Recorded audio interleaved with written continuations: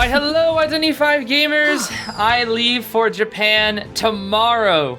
Tomorrow night I leave for Japan. Oh my goodness, I am very nervous. Today we are going to be doing a little bit of IJL predictions to kind of predict who's gonna win the IJL, who the MVPs are going to be. And I'm gonna be able to witness it all live. So I don't even know, still have no idea what I'm gonna be doing while I'm out there. It's really just all up in the air, but I've been spending the last few days really just preparing as much as possible for this trip. It's my first time traveling internationally, so I'm quite nervous, but I'm quite excited as well. I don't know if I'm gonna be able to have any videos ready while my trip is happening and while I'm, going out there. But I'll be filming a lot out there, so I hope I'll be able to bring back at least some very fun content for you all, like for the holidays. So, with that being said, let's just get into our predictions, though. Here we are, yes, the IJL Grand Finals 2020 Fall. This is where I'll be, dude. I actually like the artwork of this as well, because Queen Bee's in it, and it's like the first official artwork with Queen Bee in it for like tourney, and it's pretty cool. So here it is. Here are the playoffs little prediction thingy here. If we take a look at the schedule, we'll get to that.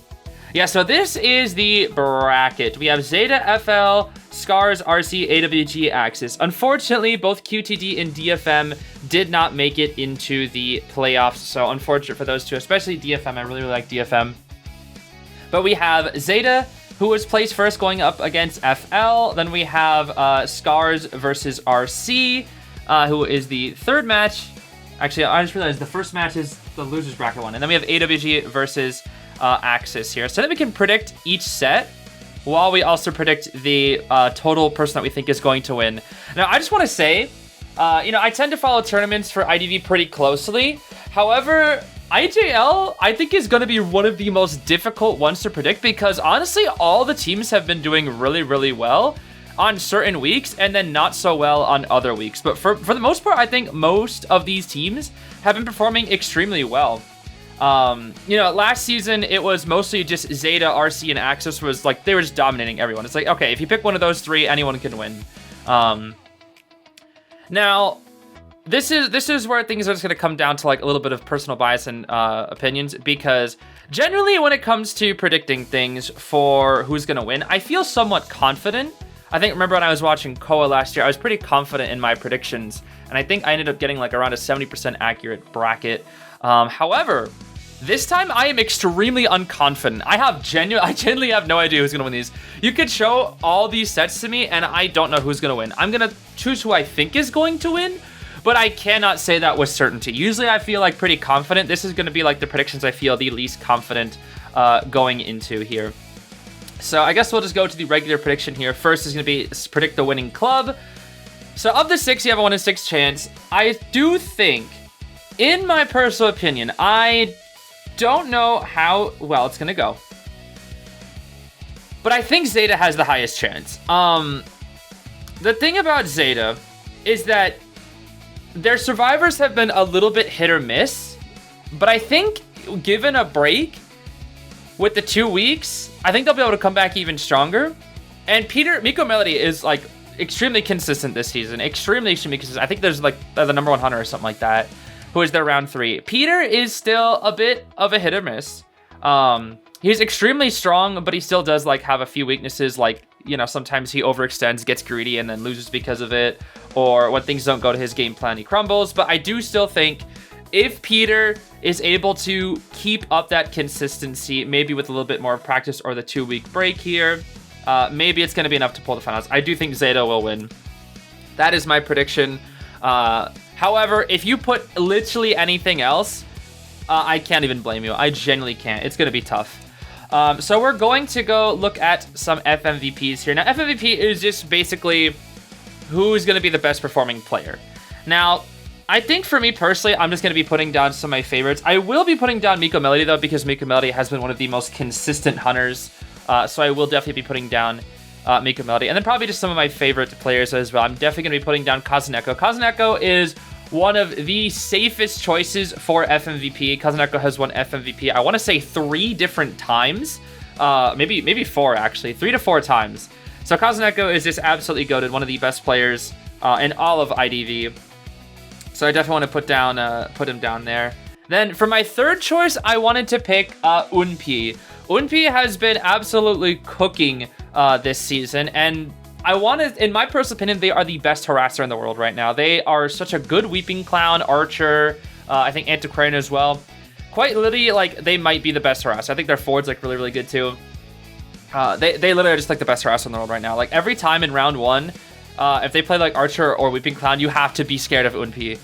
Like, he just makes the impossible happen with his harassment and just absolutely changes games single-handedly. So I think Unpi's a very, very solid choice.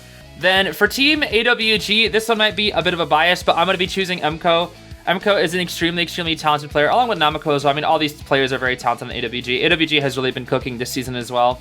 But I'm going to be choosing Emco here because Emco is very consistently goated, and I think there's also, I think this one's a bit more of a bias because I just really like Emco. They're one of my favorite players to root for. They're not only very, very talented, but also really funny as well. So I really like seeing Emco. And they took a break from IDV, and then they came back, I believe, for this. I think the last IJL, they came back after a bit of a break. So I'm happy to see Emco back and cooking here once again. And then finally, I want to put FL Pipicha. Pipicha has really been making marks in this tournament with the Peddler. They are probably the best Peddler in the world right now. They're absolutely cooking with the Granny. So I think we're going to be seeing more of that Granny coming out here in the finals. So I'm really excited to see how that will go. So those are going to be my predictions for specifically the FMVPs there. Now, we also have other predictions where I think we can do like individual matches, like Zeta versus FL. Honestly, this one's really hard. This one's really hard. I think what's really going to be scary, like I mentioned earlier, is that that Granny. Because not many people are ready for Pipicha's Granny, and I don't know if Peter's going to be able to clap back with their own Granny. But with Miko Melody in a best-of-5 format, I do think we'll be able to bring it back. However, I don't know. Does it say if they're best-of-3s yet? I think FL wins in best-of-3. I think Zeta wins in best-of-5. That's my personal opinion. So, I don't know if I can choose that specifically. But I think if this is a best of 3, I'm choosing FL. I don't know when it starts best of 3 versus best of 5, but if this is best of 3, I'm choosing FL. I think Zeta wins best of 5 though. But best of 3 FL I think will win. In terms of Axis versus AWG, this honestly is really, really hard to tell. But I do think it will probably go... this one's really tough actually. This one's really, really tough. I think I want to give it to AWG, but this one honestly seems really 50-50. And then finally, I think for this matchup, I do think RC will win this. Scars has been getting like really, really good, a lot better. And, you know, they're making their mark as well.